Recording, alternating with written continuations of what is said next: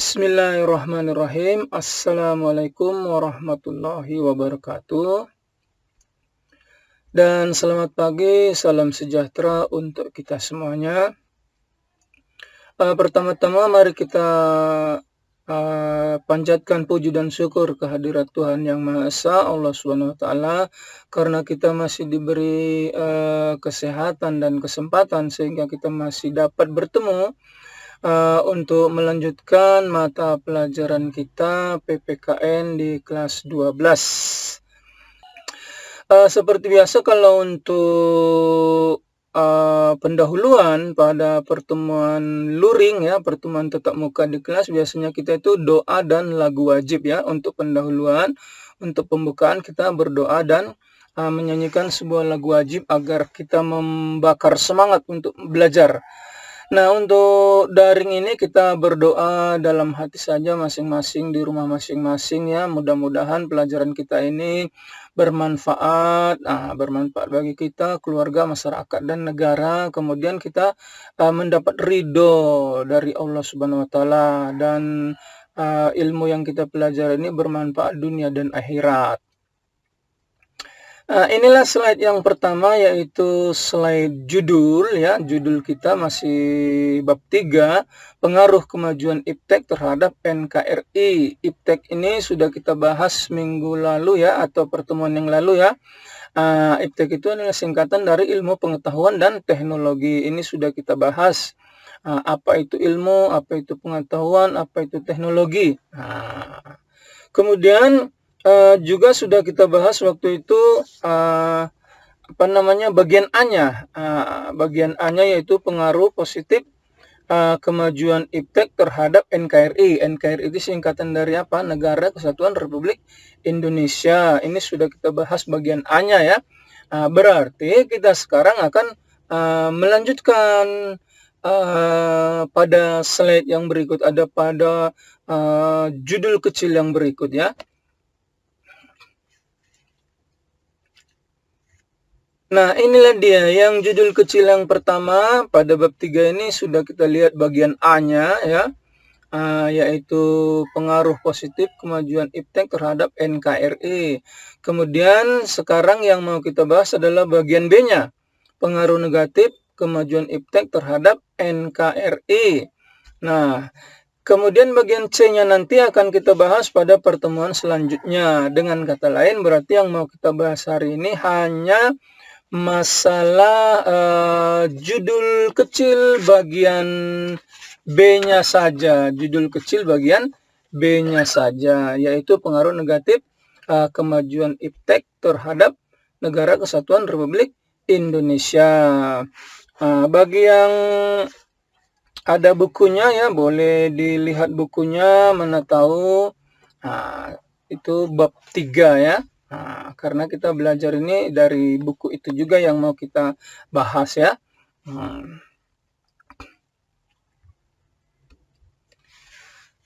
Nah, inilah dia yang mau kita bahas, yaitu bagian B-nya, pengaruh negatif kemajuan iptek terhadap NKRI. Nah, kita sudah tahu ternyata iptek itu sendiri ada pengaruh positifnya, ada pengaruh negatifnya terhadap NKRI. Begitu ya. Kita lihat yang pertama dari aspek politik, yang kedua dari aspek ekonomi, yang ketiga aspek sosial budaya, yang keempat aspek hukum, yang kelima aspek pertahanan dan keamanan (HANKAM) ya. Kita lihat yang pertama, aspek politik. Ini sebenarnya banyak ya, pengaruh negatifnya banyak. Aspek politik mungkin ada 2, ada 3, ada 4, ada 5 ya. Cuma yang kita tuliskan cukup 2 saja. Aspek ekonomi pun begitu, banyak ini sebenarnya. Aspek sosial budaya juga banyak, hukum juga banyak, HANKAM juga banyak. Cuma yang kita tuliskan 2 saja agar lebih mudah mengingatnya dan memahaminya saja. Ya, yang pertama aspek politik salah artikan kebebasan sehingga menimbulkan fanatisme, bahkan tindakan anarki dalam forum dan organisasi, bahkan dalam negara ya. Ini apa yang dimaksud dengan fanatisme?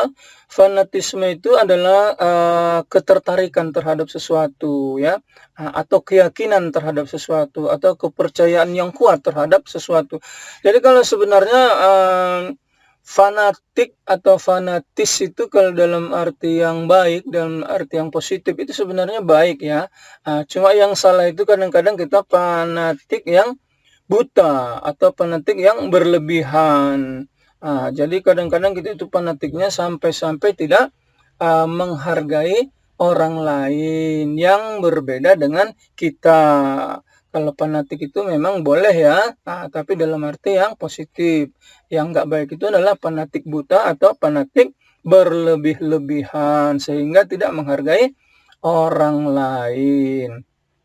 Kemudian di situ ada kata anarki. Anarki itu artinya kekacauan ya, kekacauan tanpa pemerintahan, tanpa hukum. Lalu tindakan anarki apa Pak? Tindakan anarki itu adalah tindakan kekerasan lah kita bilang ya, yang ditimbulkan akibat menolak adanya pemerintahan. Jadi dia tindakan kekerasan ya, yang timbul karena menolak pemerintahan. Jadi mengadakan katakanlah kekacauan ya. Kekacauan, tidak mengakui katakanlah pemerintahan yang sah umpamanya ya, suatu negara tanpa pemerintahan. Nah, kemudian yang kedua adanya konspirasi internasional, yaitu pertentangan kekuasaan dan percaturan politik. Ya, ini benar sekali ya. Ini sebenarnya kadang-kadang pemilihan presiden saja di suatu negara misalnya, katakanlah di Amerika, katakanlah di Eropa ya, itu kadang-kadang berpengaruh dengan negara kita, padahal kita jauh dari negara itu. Kita tidak mencampuri urusan dalam negeri mereka, tapi ada katakanlah semacam hubungan dengan negara itu yang nanti arah kebijakannya akan tergantung kepada presiden yang terpilih. Apakah menguntungkan, apakah merugikan, apakah diteruskannya kebijakan presiden yang lalu, atau dia akan membuat kebijakan yang baru yang justru kadang merugikan negara-negara yang mengadakan hubungan dengan negara tersebut, hubungan diplomatik umpamanya atau hubungan konsul umpamanya. Kemudian konspirasi dalam arti luas ini artinya apa ya? Persekongkolan untuk melakukan kejahatan pada masa yang akan datang ya. Kemudian kita masuk ke bagian ekonomi. Ekonomi ya. Perdagangan bebas mengakibatkan makin terdesaknya produk lokal atau tradisional. Nah, ini berhubungan dengan masalah mutu ya, berhubungan dengan masalah mutu barang. Nah, kalau memang mutu produk lokal kita itu katakanlah jelek ya, itu otomatis akan terdesak. Karena sekarang sudah ada perdagangan bebas, artinya seluruh dunia ini menjadi pasar global. Barang-barang kita bisa masuk ke negara lain, barang-barang lain juga bisa masuk ke negara kita dengan katakanlah lebih leluasa sekarang karena sudah pasar global atau perdagangan bebas. Jadi umpamanya kalau misalnya mutu produk kita katakanlah suatu misalnya baju ya, mutunya sangat buruk sementara yang diimpor mutunya bagus dengan harga yang sama, atau katakanlah sedikit lebih tinggi harganya walaupun dari impor tapi hanya sedikit, mereka kita atau masyarakat kita biasanya itu akan mengambil yang mutunya lebih bagus walaupun dari luar negeri, apalagi dengan harga yang sama. Makanya kadang perdagangan bebas ini sangat katakanlah menggantung pada mutu barang yang dijajakan di pasaran. Kalau kita nanti misalnya mutu barang kita tidak bagus, lama-kelamaan kita akan dijajah secara ekonomi oleh barang-barang dari luar negeri. Kemudian kita lihat yang nomor 2-nya yaitu timbulnya kesenjangan sosial yang tajam sebagai akibat dari adanya persaingan bebas. Ya, ini benar sekali ya. Ini benar sekali, misalnya akan timbulnya kesenjangan sosial ya, yang tajam sebagai akibat dari adanya persaingan bebas. Persaingan bebas di sini tadi sudah kita sebutkan ya, baik karena barang-barang yang masuk ke Indonesia ya, karena penanaman modal juga ke Indonesia umpamanya, persaingan bebas tersebut akan menimbulkan adanya pelaku ekonomi yang kalah dan menang. Karena namanya juga sudah persaingan ya, ada yang kalah dan yang menang. Yang menang akan dengan leluasa memonopoli pasar, sedangkan yang kalah akan menjadi penonton, dan tertindas. Nah, dia bisa jadi menjadi pemenang kalau dia bisa membuat persaingan yang lebih kompetitif lagi. Misalnya dia dengan membuat barang yang lebih bermutu dari barang yang ada sekarang. Itu biasanya dia akan bisa mengadakan kompetitif lagi dalam bidang ekonomi.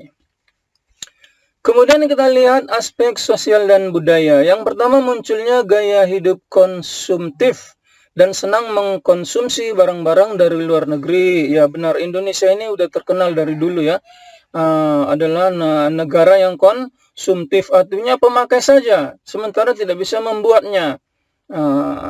Contohnya saja kita ambil misalnya HP lah. Kemudian kita lihat akibatnya yang kedua ini, semakin memudarnya semangat gotong royong, solidaritas, kepedulian, dan kesetiakawanan sosial. Dengan semakin memudarnya ini, akibatnya akan munculnya sifat-sifat hedonisme. Hedonisme itu kepuasan hidup pribadi ya. Kalau dia puas dalam hidup ini, itulah cita-cita dia. Dia nggak begitu peduli dengan orang lain. Nauzubillah ya. Kemudian individualisme ini sikap egois ya, mementingkan diri sendiri. Semakin memudarnya semangat gotong royong ini, solidaritas ini, kepedulian ini, kesetiakawanan sosial ini, akibatnya akan muncul tadi hedonisme, individualisme, westernisasi ya. Westernisasi itu kebarat-baratan, sok barat. Sok barat. Kadang-kadang katakanlah yang dari barat itu dianggap semuanya baik, semuanya bagus. Jadi kadang-kadang nama anaknya pun kadang dibikin nama-nama barat. Ya, saya bukan menjelekkan barat, bukan. Dia selaku, katakanlah kalau kita orang Islam, orang Muslim, itu biasanya lebih bagus menggunakan nama-nama Islam. Misalnya nama-nama Nabi ya, misalnya nama-nama hamba Allah umpamanya kan, Abdul Karim umpamanya ya, Abdul Rahim misalnya kan, atau nama-nama Nabi misalnya Muhammad Yusuf. Kita bukan istilahnya menjelekkan barat, bukan, tapi kita punya kepribadian sendiri. Kepribadian kita ya didasari adat istiadat dan agama yang kuat. Adat istiadat ketimuran dan agama yang kuat. Jadi kita jangan terlalu bangga, terlalu merasa hebat kalau sudah ke barat-baratan. Nah, itu yang bagian C ya. Sekarang kita bagian D, maraknya kejahatan cybercrime. Kejahatan cybercrime, kejahatan teknologi ya, ini dari komputer ya. Misalnya apa ya, saya pernah dengar, ini benar atau tidak saya belum pernah lihat langsung ya, katanya dengan kecanggihan teknologi sekarang kita bisa membobol bank, bisa mencuri uang dari rekening seseorang hanya dengan kecanggihan teknologi kita, bekerja kita dari rumah kita sendiri. Kita nggak harus membobolnya langsung ke bank sana. Kemudian cybercrime ini contohnya yang paling ringan sekarang adalah apalah kita bilang ya, berita-berita hoax.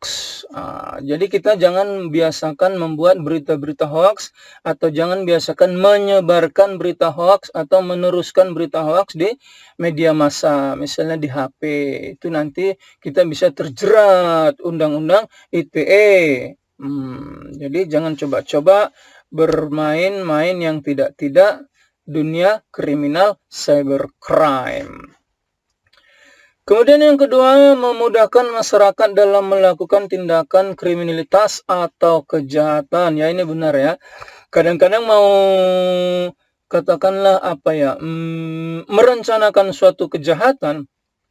Kadang-kadang orang tidak harus bertemu muka satu dengan yang lain, bermusyawarah untuk melakukan kejahatan. Bisa aja 1-2 orang yang katakanlah merencanakan, kemudian disebarkan di grup, maka suatu grup itu akan mengetahui rencana, katakanlah misalnya ingin melakukan suatu tawuran massal umpamanya ya, atau rencana-rencana kejahatan umpamanya, kita akan mengadakan pencurian di sini, di sana umpamanya. Katakanlah penjahat-penjahat sekarang sudah lebih canggih daripada penjahat-penjahat dulu yang belum tahu menggunakan alat komunikasi secanggih sekarang. Jadi kejahatan sekarang semakin canggih dengan semakin canggihnya iptek. Kemudian yang aspek pertahanan dan keamanan, munculnya perang informasi yang mengancam kedaulatan NKRI. Ya, ini benar ya. Contohnya apa kita katakan ya? Contohnya yang paling ringan begini aja lah.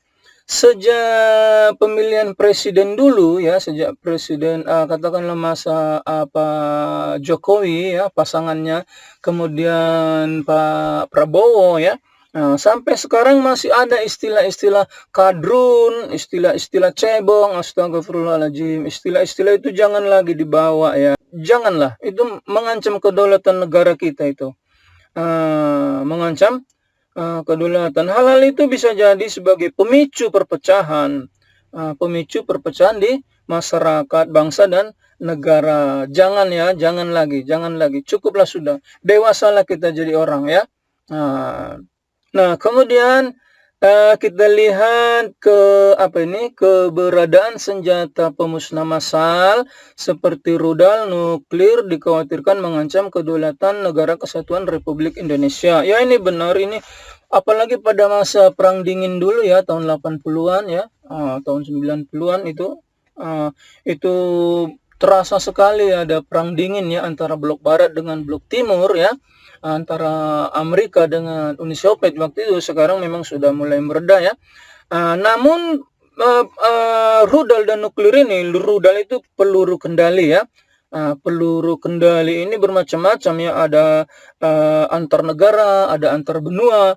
Jadi perangnya itu kalau sempat terjadi perang hanya dengan memijit knop saja, pelurunya bisa katakanlah terbang menuju sasaran yang sudah ditetapkan. Umpamanya dari negara A ke negara B, hanya dengan memijit satu pijitan saja pelurunya akan terbang menuju sasaran. Nah, perangnya lebih ngeri daripada perang dunia kedua waktu itu. Jangan-jangan sampai sekarang bom itu masih ada. Kalau sempat itu masih ada, memang kita pantaslah kita khawatir tentang kedaulatan masing-masing negara di seluruh dunia ini, terutama negara kita. Kedaulatan negara kita ini terancam ya, karena sempat terjadi perang dunia ketiga, kita mungkin termasuk kena sasaran dari perang itu, kita juga akan hancur ya. Nauzubillah, jangan sampai terjadi ya. Mari kita sama-sama berdoa supaya jangan sampai terjadi hal itu. Nah, kita lihat slide berikutnya. Oh, ternyata sudah selesai ya. Ternyata sudah selesai. Demikian saja pertemuan kita bagian B ini. Kalau ada kata-kata yang salah mohon dimaafkan ya. Kalau ada kata-kata yang berlebihan, kata-kata yang kurang, saya rasa tidak ada salahnya saya mohon maaf, dan kita mari sama-sama mohon ampun kepada Allah Subhanahu wa taala. Mana tahu kita juga ada kesalahan ya, berbuat dosa ya, mari kita mohon ampun. Saya ucapkan terima kasih atas perhatiannya seluruh anak-anak kami sekalian. Saya tutup dengan salam. Assalamualaikum warahmatullahi wabarakatuh.